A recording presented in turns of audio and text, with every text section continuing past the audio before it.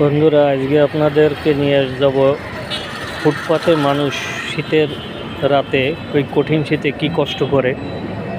এই মানুষগুলা আসলে কত কষ্ট করে জীবনযাপন করে, এদের কি আসলেই কোনো থাকার জায়গা আছে কি না দেখাবো আজকে আপনাদের।